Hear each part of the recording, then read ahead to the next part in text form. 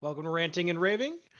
The Saints have just re-signed Jameis Winston to a 2-year deal. It's about $14 million a year. It's about $21 million guaranteed. That's basically a year and a half salary guaranteed. It sends a lot of messages for that, and we'll talk about that in a second. But this is just a quick reaction.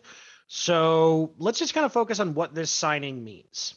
So first of all, there are four tiers of teams in the NFL. You have title contenders, you have playoff expectants, you have water treaders, and you have trash. All the Saints have done by re-signing Jameis Winston is move from the trash tier back into the water treaders tier. And the Saints were a water treader team last year. Sorry, this is a place for honesty, not for fan takes. They were water treaders. Now, they were water treaders for a number of reasons and injuries, blah, blah, blah, blah, blah, blah, blah, blah, but that's part of what makes you a water treader. The Saints were the worst offense in the NFL. The Saints were a terrible offense before Jameis Winston got hurt, and they were a worse offense after he got hurt. Being a terrible offense and not having an all-time great defense, the Saints had a very good defense. They did not have an elite defense. Those are rare and few and far between, especially in the modern era. They weren't that team. They weren't that defense. And that's why they were floating right around 500. That's why you're a water treader. Water treader teams are the teams that literally they tread water. They are a lucky break here or there from sneaking, especially with the expanded playoffs and falling back asswards into the playoffs versus having somewhere within the 9 to 22-ish range of draft pick. Water treaders. You're not bad enough to get a top pick. You're not good enough to be a real, hey, we expect this team to make the playoffs, which of course are the playoff expectants. The playoff expectants are the tiers of teams that if they don't make the playoffs, it's a surprise. It was not a surprise when the Saints didn't make the playoffs last year. Now in 2018, they were contenders. In 19, they were playoff expectants. In 20, kind of playoff expectants, and last year, water treaders. This is a team that has been on the downward trend, largely because they have completely ignored the fact that in the modern NFL and really every era of the NFL, but especially now, you need goddamn weapons. And they've had none. And then Michael Thomas got hurt, and the offense completely fell ass over tea kettle, and it was terrible. Re-signing Jameis Winston moves you from the trash tier because a not elite, like dominant defense, which they don't have, and a dominant run game, which they don't have because they don't have a great offensive line, and Kamara's probably going to get suspended. Not having at least a mid-tier quarterback, you are a trash team. You are threatening to be the top pick more than you are threatening to make the playoffs. So successfully re-signing Winston moves you from trash to water treaders. The question is, can they get to that playoff expectant tier? Contenders is not on the fucking board. You're not a contender unless you have a great team, and they are more than a few moves away from having a great team. I don't even, if they had their perfect offseason, they couldn't get there this year, but they could within the next couple of years. But they could get to playoff expectant. By the way, just for reference and what I mean by water treaders, the Eagles last year were water treaders. The Cowboys were playoff expected. The Bucks were playoff expected. The Saints were water treaders. Yes, I had the Bucks, the defending champions, as playoff expectant, not championship contenders. It's because of how they won and the circumstances in which they won. And that actually played out pretty well exactly last year. But that's neither here nor there. That's where the Saints are. Now, here's the good news is they didn't sign him to a mega deal. They're not completely, taking a TNT and just pushing the plunger down on their cap.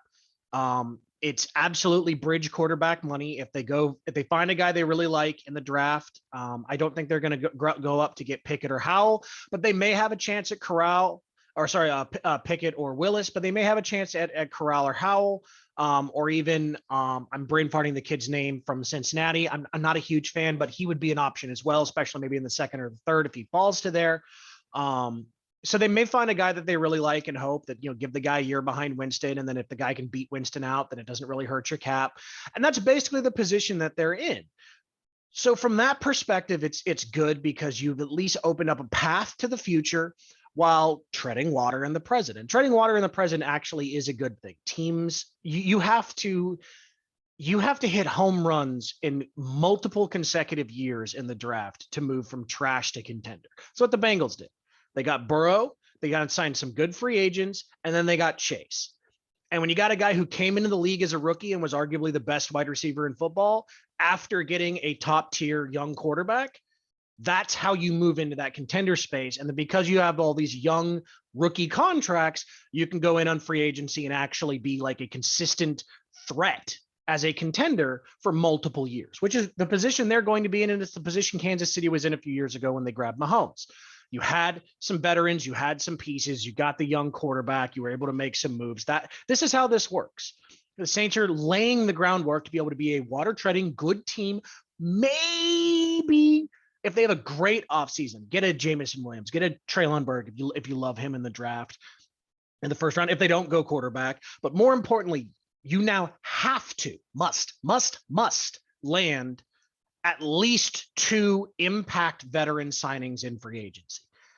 If they want to be anything more than a water treading team, a likely to, a 6 to 9-ish win team, a whole barrel of meh, which is still better than being trash in some ways. But the downside is you don't get the top draft pick that being trash gets you. So, and you have an expensive roster. It's still a relatively young roster.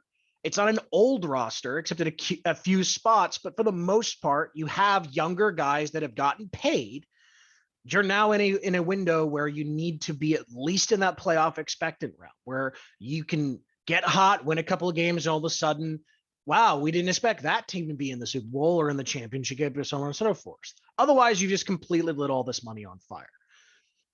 I would prefer to get Scantling and then either Crowder or Pascal at wide receiver, so that you have a wide receiver depth chart of Michael Thomas, a burner, which Scantling's the only one of those left, which is the biggest reason that I want him. Good size, solid production, big play threat. Fits Jameis well, is going to fit any rookie that you're going to bring in well. Like any guy's going to have a young enough, live enough arm that is going to be able to hit some downfield throws.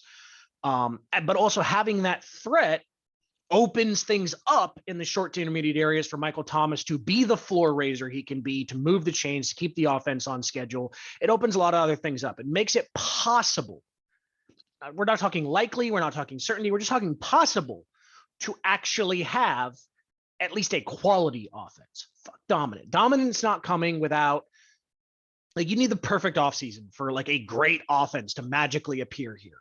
Everything has to go 10 out of 10 right.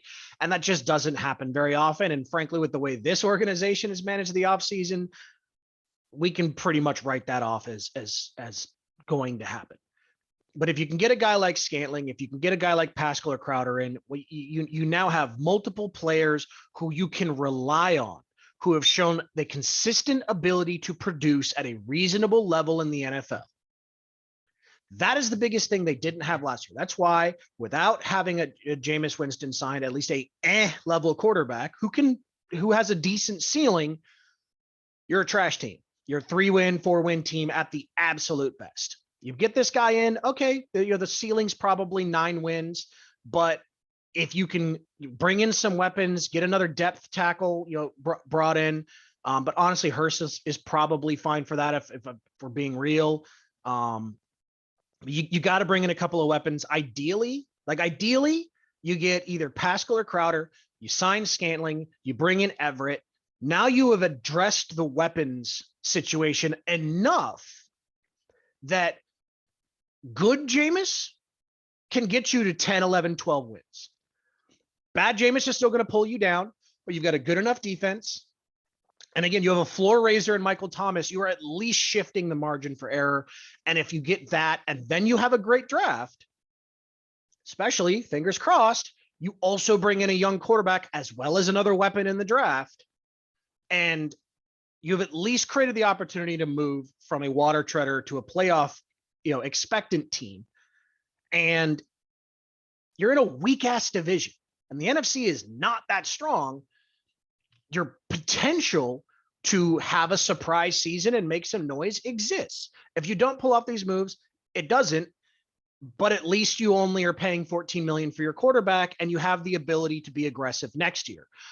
The only issue with that is Michael Thomas is a year older, Kamara's a year older, Ramchek's a year older, Lattimore's a year older. You just downgraded your defense. You went from Marcus Williams to May, who's not only probably going to face a suspension, but coming off an Achilles, and we have no idea what he's going to look like for that. It's not the injury it once was, where it was just death for movement athletes, basketball and football players. Death, your career is over. But it's not like ACLs where they happen every year and guys come back and they're perfectly fine like 90% of the time. It's not like that at this point. So, and even at his peak, he's not only a different player than Marcus, but he's a worse player than Marcus. At his best, if he wasn't coming off an Achilles and he didn't have the DOI issue, Marcus is a better player. So your defense got worse. Your offense is basically where it was last year, which was worst in the league. I'm kind of being nice saying they're a water treading team. And actually, I literally just saw as recording this, Zach Pascal is gone. So really now the signable wide receivers that would actually help the team are Scantling and Crowder. Those are the guys. You have to sign a veteran wide receiver. You have to sign a veteran tight end, and you have to get a wide receiver within the first 2 rounds in the draft. Otherwise, you can pretty much sum up this offseason with a sound. And that's it.